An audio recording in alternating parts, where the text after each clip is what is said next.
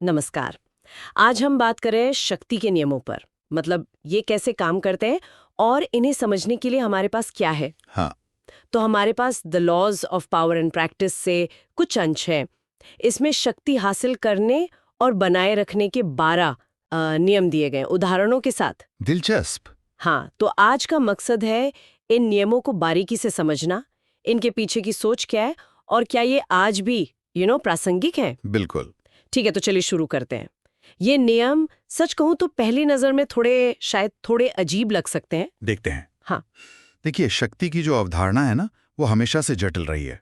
और ये नियम अक्सर मानव स्वभाव और सामाजिक ढांचों के उन पहलुओं पर रोशनी डालते हैं जिन्हें लोग नजरअंदाज कर देते हैं हम्म। या शायद बात करना पसंद नहीं करते। देखना होगा कि ये नियम किस तरह की शक्ति की बात कर रहे हैं असल में। सही है। तो पहला नियम ये कहता है अपने बॉस को कभी मात मत दो।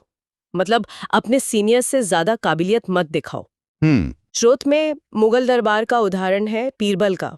वो हमेशा अकबर को श्रेष्ठ दिखाते थे, जिससे उनकी अपनी जगह बनी रहती थी। हाँ, और यहाँ दिलचस्प बात यह है कि ये सिर्फ चापलूसी नहीं है। अच्छा। ये असल में मानवीय असुरक्षा से जुड़ा है। जो लोग सत्ता में होते हैं वो अक्सर अपनी स्थिति को लेकर संवेदनशील होते हैं। हाँ, ये तो है। तो उन्हें श्रेष्ठ महसूस कराना ये एक तरह की रणनीति है, अपनी स्थिति सुरक्षित रखने की। बीरबल ये बखूबी समझते थे। मतलब ये असुरक्षा का फायदा उठाना हुआ एक तरह से, या बस एक बचाव। इसे बचाव कह सकते हैं। एक जरूरी समझ कि सत्ता के शीर्ष पर बैठे व्यक्ति को सुरक्षित महसूस कराना क्यों जरूरी है अगर आपको टिके रहना है। ठीक है, समझी। अब आते हैं दूसरे नियम पर। ये शायद और भी ज्यादा चौंकाने वाला लगे दोस्तों, पर ज्यादा भरोसा मत करो, दुश्मनों का इस्तेमाल करो। ओह हाँ, ये वाला। हाँ हाँ। तर्क ये है कि दोस्त ईर्ष्या में धोखा दे सकते हैं, जबकि कोई पुराना दुश्मन जिसे आपने अपनी तरफ कर लिया है वो वफादारी साबित करने के लिए ज्यादा मेहनत करेगा। चाणक्य का उदाहरण दिया है कैसे उन्होंने चंद्रगुप्त के दुश्मन को इस्तेमाल करके मौर्य साम्राज्य बनाने में मदद की। देखिए, ये नियम रिश्तों को बिल्कुल व्यावहारिक नजरिए से देखता है ना, बहुत ठंडा नजरिया। हाँ, दोस्ती में भावनाएं होती हैं, लगाव, भरोसा, पर साथ में ईर्ष्या भी आ सकती है, प्रतिस्पर्धा भी। ये चीजें शक्ति के खेल में कमजोरी बन सकती हैं। अच्छा। जबकि एक बदला हुआ दुश्मन, उसके पास साबित करने के लिए बहुत कुछ होता है। उसका रिश्ता ज्यादातर लेन देन पर आधारित हो सकता है, शायद ज्यादा प्रिडिक्टेबल। मतलब भरोसे को भी एक टूल की तरह इस्तेमाल करने की बात हो रही है यहाँ पे। हाँ, एक तरह से। ये एक बड़ा सवाल उठाता है कि क्या रिश्तों को, भरोसे को इस तरह इस्तेमाल किया जा सकता है या किया जाना चाहिए। सोचने वाली बात है। खैर, तीसरा नियम, अपनी असली योजना छिपाओ। हाँ, ये क्लासिक है। अपने इरादे गुप्त रखो। अगर लोग जान गए कि आप क्या करना चाहते हैं तो वो रुकावटें डाल सकते हैं। जैसे आजकल नेटफ्लिक्स, वो अपने नए शोज को आखिरी पल तक छिपा के रखता है। बिल्कुल, ये है रहस्य की ताकत, अनिश्चितता। जब तक आपके इरादे साफ नहीं हैं, आप प्रतिक्रियाओं को कंट्रोल कर सकते हैं। अच्छा। विरोध को कम कर सकते हैं।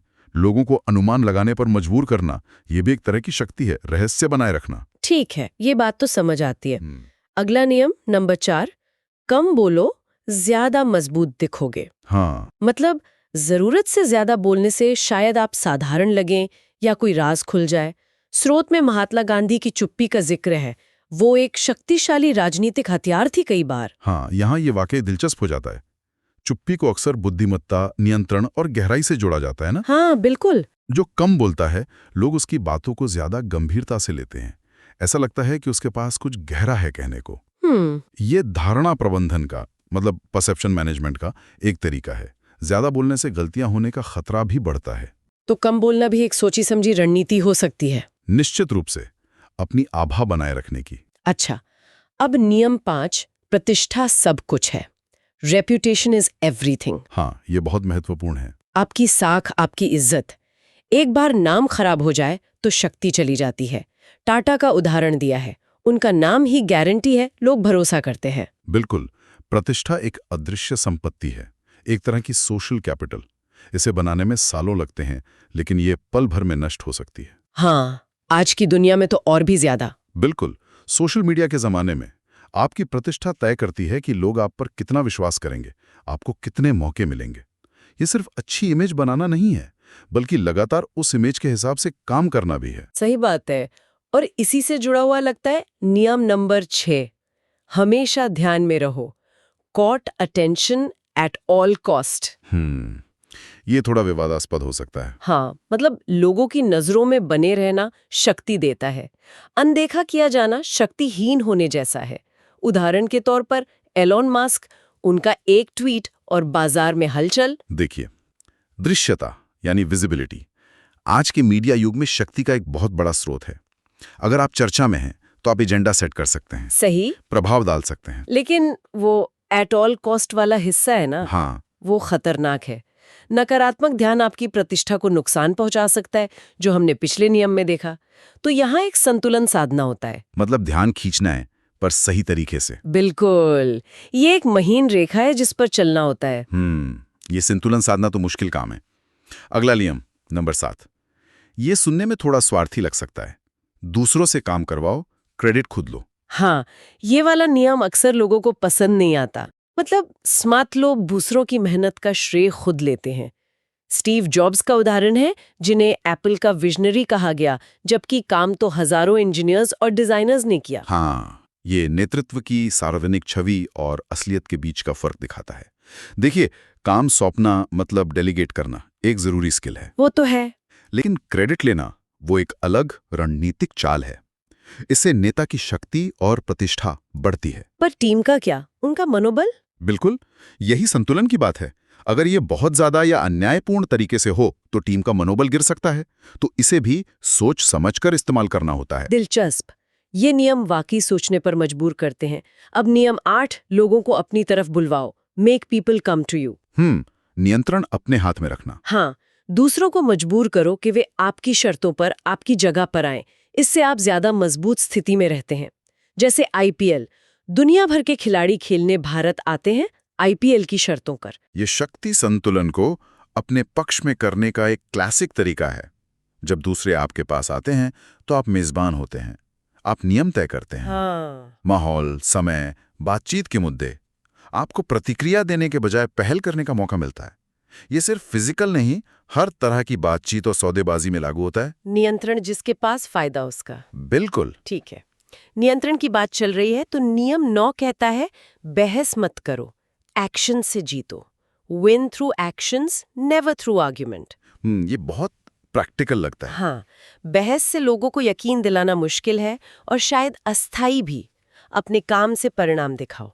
डॉक्टर एपीजे अब्दुल कलाम का उदाहरण है, वो मिसाइल मैन अपनी बातों से नहीं, अपने काम से बने। सही बात है। तर्क अक्सर लोगों के अहम को जगा देते हैं, वो रक्षात्मक हो जाते हैं। हाँ, शो डोंट टेल वाला सिद्धांत। बिल्कुल, शक्ति प्रदर्शन के मामले में ये बहुत कारगर है।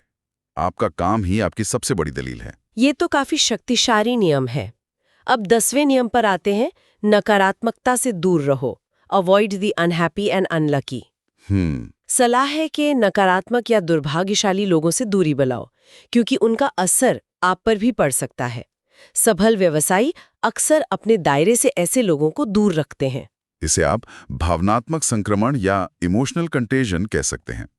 माना जाता है कि भावनाएं, खासकर नकारात्मकता, संक्रामक होती हैं। अच्छा? हाँ, लगातार ऐसे माहौल में रहने से आपकी अपनी सोच, आपकी ऊर्जा, या तक कि आपके फैसले भी प्रभावित हो सकते हैं। तो ये अपनी मानसिक और भावनात्मक सेहत को बचाने की एक रणनीति है, सकारात्मक माहौल बनाए रखना। अपनी ऊर्जा बचाना, फोकस बनाए रखना। हाँ, कुछ वैसा ही। ठीक है। 11वां नियम भी नियंत्रण से जुड़ा है। दूसरों को अपने ऊपर निर्भर रखो, keep others dependent on you. हाँ, विद्वता के जरिए शक्ति। लोगों को खुद पर इतना निर्भर बना दो कि वे आपके बिना काम न कर सकें। इससे आपकी शक्ति बनी रहती है।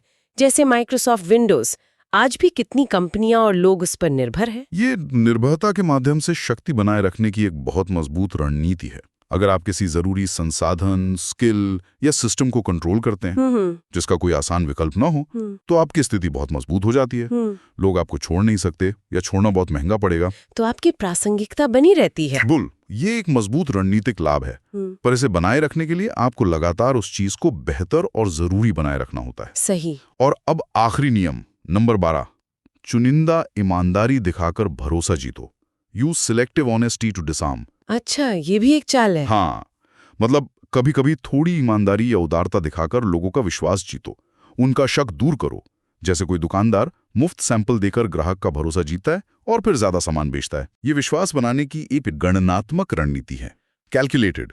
एक छोटा सा ईमानदार या उदार काम लोगों को रक्षात्मक रवैया छोड़ने पर मजबूर कर सकता है। उन्हें लगता है कि शायद आप उतने बुरे नहीं हैं, और एक बार भरोसा बन जाए तो वो आपकी बातों और इरादों के प्रति ज्यादा खुले हो जाते हैं, भविष्य में प्रभावित होने योग्य है।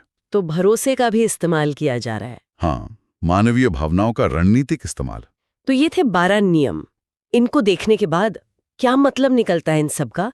मुझे तो लग रहा है कि ये शक्ति को बहुत ही व्यवहारिक और कभी-कभी ठंडे नजरिए से देखते हैं। हाँ, बिल्कुल। नैतिकता पर ज्यादा जोर नहीं है, बस इस पर कि क्या काम करता है। सही कहा। ये नियम हमें मानव व्यवहार और सामाजिक संरचनाओं के बारे में सोचने पर मजबूर करते हैं, उन पहलुओं के बारे में जो शायद हम रोजमर्रा में नहीं सोचते। हाँ। इन नियमों का नैतिक पक्ष बहस का विषय हो सकता है, जरूर है, लेकिन ये शक्ति की गतिशीलता मतलब पावर डायनामिक्स को समझने के लिए एक ढांचा जरूर देते हैं। चाहे कोई इन्हें इस्तेमाल करना चाहे या इनसे अपना बचाव करना चाहे, इन रणनीतियों के अस्तित्व को जानना महत्वपूर्ण है। ये जानना कि ऐसा भी होता है। बिल्कुल, ये दिखाते हैं कि शक्ति केवल पद या अधिकार से नहीं आती, ये मनोविज्ञान, धारणा और रणनीति से भी आती है। सही बात है। और इन सब पर बात करने के बाद मेरे मन में एक सवाल आ रहा है, ये नियम जो शायद सदियों पुराने अनुभवों पर आधारित लगते हैं, हाँ, क्या ये आज की इस डिजिटल तेजी से बदलती दुनिया में भी उतने ही कारगर हैं? ये बहुत अच्छा सवाल है। क्या टेक्नोलॉजी, पारदर्शिता, इन सब ने शक्ति के खेल के नियम बदल दिए हैं, या ये पुरानी रणनीतियां अभी भी काम करती हैं, बस तरीके बदल गए हैं? मुझे लगता है शायद दोनों बातें सच है। कुछ बुनियादी मानवीय प्रवृत्तियां शायद नहीं बदली, लेकिन टेक्नोलॉजी ने जरूर नए मैदान और नए हथियार दिए हैं। इस पर सोचने के लिए वाकई बहुत कुछ है। हाँ, सोचने के लिए काफी कुछ है।